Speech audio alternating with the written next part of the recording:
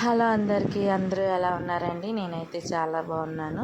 ఎవరైనా మన ఛానల్ కొత్తగా చూస్తే ప్లీజ్ సబ్స్క్రైబ్ చేసుకోండి. వీడియోలోకి వచ్చేస్తే ఈరోజు అరటికాయ బంగాళదుంపతో బజ్జీలు ఎలా చేసుకోవాలో చూపిస్తాను, వచ్చేసేయండి. దీనికి నేను ఒక అరటికాయని ఒక బంగాళదుంపని తీసుకొని ఇలా సన్న లేయర్తో కట్ చేసి పెట్టుకున్నాను. మనం కట్ చేసిన ముక్కలన్నీ ఈ వాటర్లో వేసుకొని నీట్గా కడుక్కొని వేరే బౌల్లోకి అయితే తీసేసుకుందాం.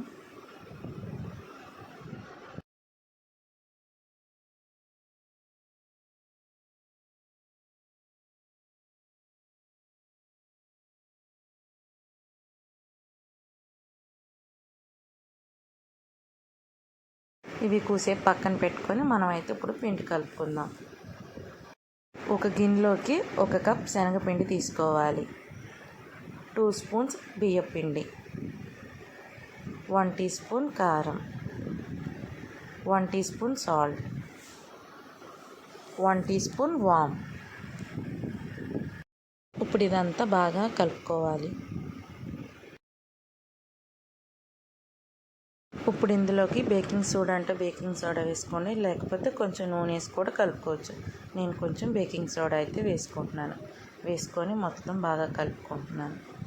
కొంచెం వాటర్ యాడ్ చేసుకొని ఉండలు లేకుండా కలుపుకోవాలి.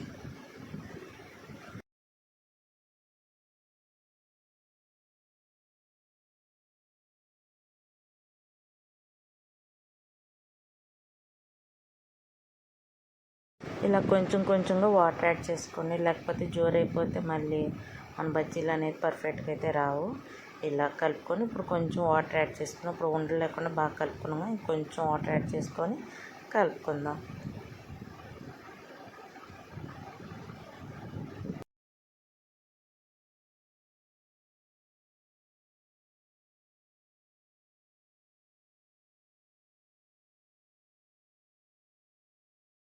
చూసారుగా, మనకి ఇలా రావాలన్నమాట బజ్జీల పిండి. ఇప్పుడు పక్కన మనం ఆయిల్ పెట్టుకుందాం. ఆయిల్ హీట్ అయిందో లేదో కొంచెం పిండి తీసుకొని ఇలా వేసుకోవాలి. వేసుకున్న వెంటనే అదిగో అలా పైకి వస్తే మన ఆయిల్ అనేది హీట్ అయిపోయిందన్నమాట. ఇప్పుడు మనం బజ్జీలు అయితే స్టార్ట్ చేసేసుకోవచ్చు. చూసారుగా, ఇలా చూపించే విధంగా వేసుకొని వేసేసుకోవటమే. తద్మ బజ్జీలు కూడా అన్నీ అలా వేసేసుకోవటమే.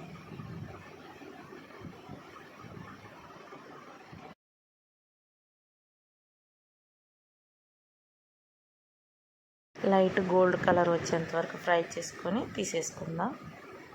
చూసారుగా, ఇప్పుడు ఇవి తీసేసుకోవచ్చు. మనం ప్లేట్లో తీసేసుకుందాం.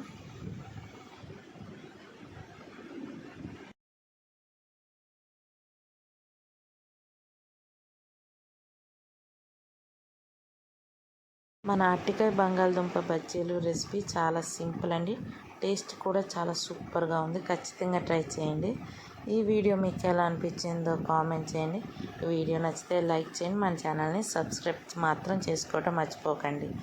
సరే friends, bye. Thank you for watching.